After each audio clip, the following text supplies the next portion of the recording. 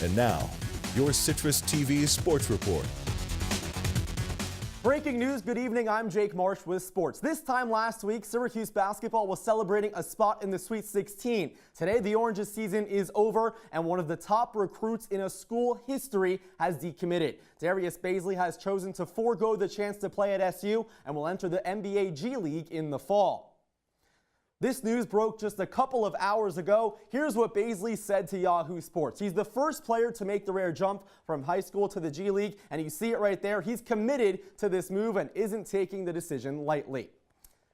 The sound of a crack on a wooden bat, the smell of fresh hot dogs out of the concession stand, and of course the sights of a jam-packed ballpark. All those senses are now going to be happening every day around the country because it's opening day. Each of the 30 major league teams are in action today, and there is no shortage of hype around each of the two teams here in New York.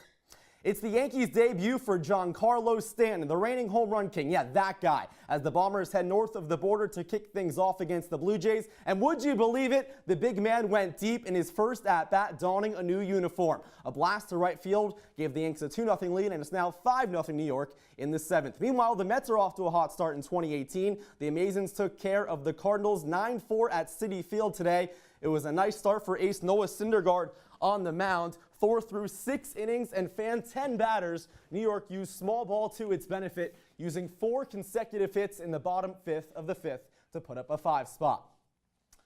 There's not much that can match the excitement of opening day, but some sad news came out this morning about a longtime New York Met. 6-time All-Star Rusty Staub passed away this morning in a Florida hospital hours before today's first pitch. Staub spent most of his career with the Mets, but is the lone player in Major League history to have at least 500 hits with 4 different teams.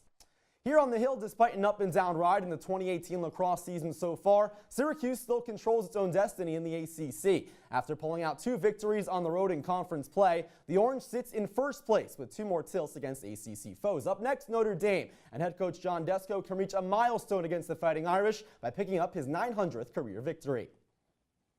And, if you look over the mural, there have only been, 4 coaches here at Syracuse University in the last 100-some years. So it's an honor to be part of it, and it's in the middle of the season, it's hard to take a step back and really appreciate it all. You tend to look at those things more at the end of the year. But, it speaks great for what Syracuse University has done, with the Syracuse lacrosse program. As you heard Coach say, it's hard to focus on this achievement with a lot of other things going on, but regardless, win number 900 for Desko would be huge for SU's position in the ACC. Elsewhere, the SU women's lacrosse team is in action right now. The Orange concludes a 5-game road trip at Princeton, and it's currently 9-6 Syracuse as Sam Swart and Bella Rashawn have 2 goals apiece for SU. They'll host Duke this weekend inside the Carrier Dome.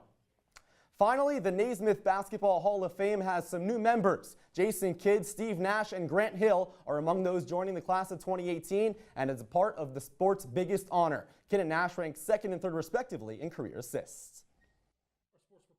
Marsh, thank you so much for being with us tonight. Now, the loss of Darius Baisley to the program, some were saying he was going to be one of the best recruits we've ever had since Carmelo Anthony. How badly does this hurt our tournament chances for next year? Oh, it's huge. But listen, it's a 1-game season, and this year Syracuse was in a boatload of trouble entering Selection Sunday, guys. But regardless, the season is built off a 1-game season.